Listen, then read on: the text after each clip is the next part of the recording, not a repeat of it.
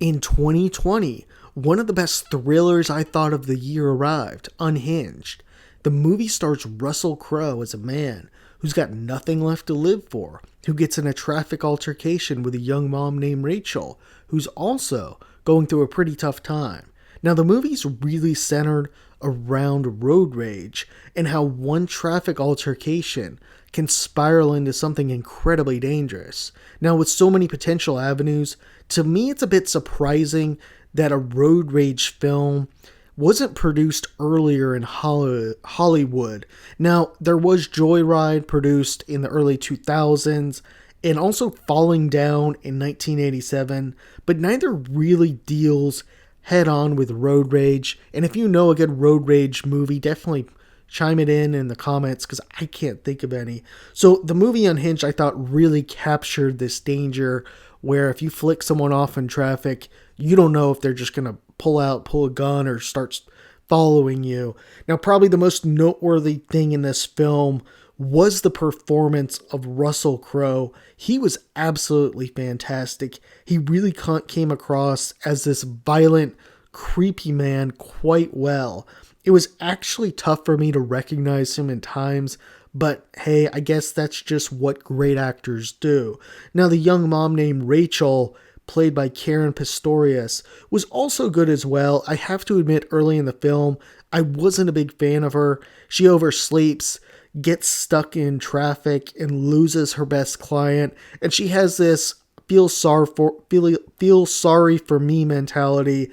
I'm the victim, when in reality, everything was her fault. Still, despite this sort of entitled attitude early on, as the movie went on, she grew on me, and I did warm up to her.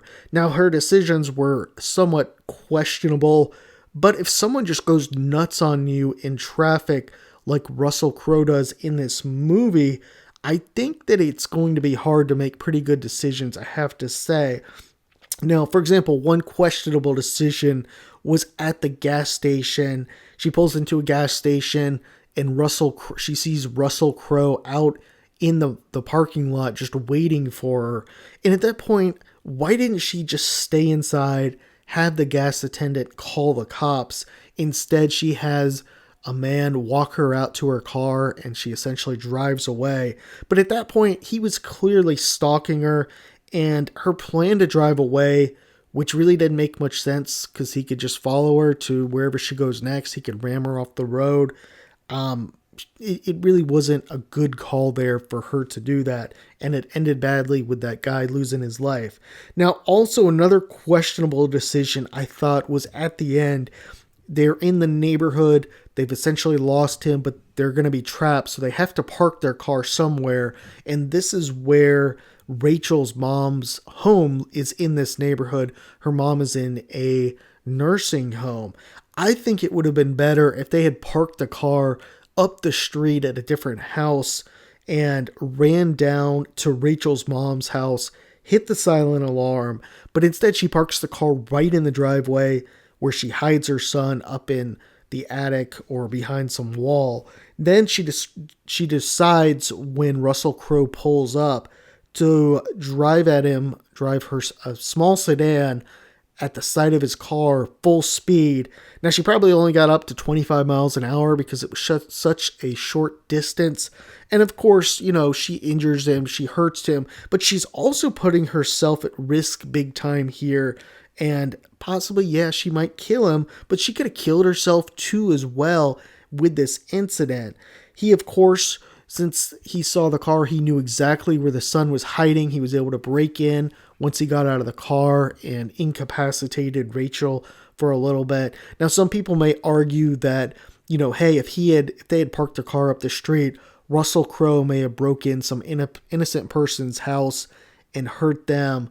But I'm not so sure that he would have done that. I think he would have just been confused, not known where to go. And probably by the time he realized that he was in the wrong house, the police would have been arriving. Now, one other great thing in this film is this really feels like this is something that could happen to anyone. We've all been in traffic altercations before, people riding us, honking us, cutting us off, flicking us off. But most of the time, of course, nothing comes of it. You go your way, the other car goes another way.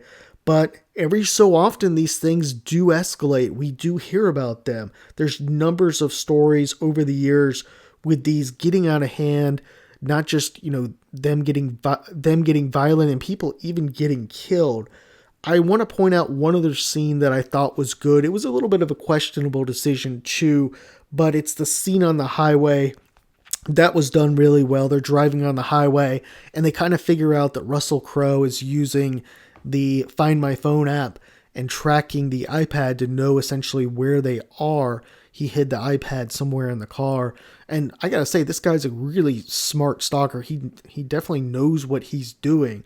But they see him on the highway and they decide to start and try and flag down this police officer who's on the road. And essentially Russell Crowe just mauls the police officer, continues following them. And to me, I think the smarter move here would have just been to just keep driving and look for somewhere safe to go. Just park anywhere, park in some sort of, store, preferably a police station, but somewhere where there's going to be security, where there's going to be a lot of people where you can hide and be safe. I don't think the right decision was to try and wave down a cop on the road. Overall, though, this was a fantastic movie. Russell Crowe was terrific and very intense. You could see the frustration, the anger, that will to, that rage that's in his eyes throughout the movie. Now, the beginning scene was also fantastic as well, where we see Russell Crowe out in the car. He's just been beaten down by life. He's tried to do everything right, or at least in his mind, he's tried to do everything right, but he's addicted to painkillers. Everything's gone wrong for him. He's got nothing left to live for. And he goes in, he kills his wife's boyfriend or husband, and essentially burns the house down. And at that point, we know what type of person we're dealing with. In sum, this movie was really fantastic. It's got a lot of good scenes, good dialogue and acting, and I think Russell Crowe certainly plays this role perfectly. If he was not the person, if he did not actually play it the way he did, if he wasn't as good, it probably wouldn't have been that great of a movie. Thanks for watching. Let me know any thoughts, feedback. Appreciate it.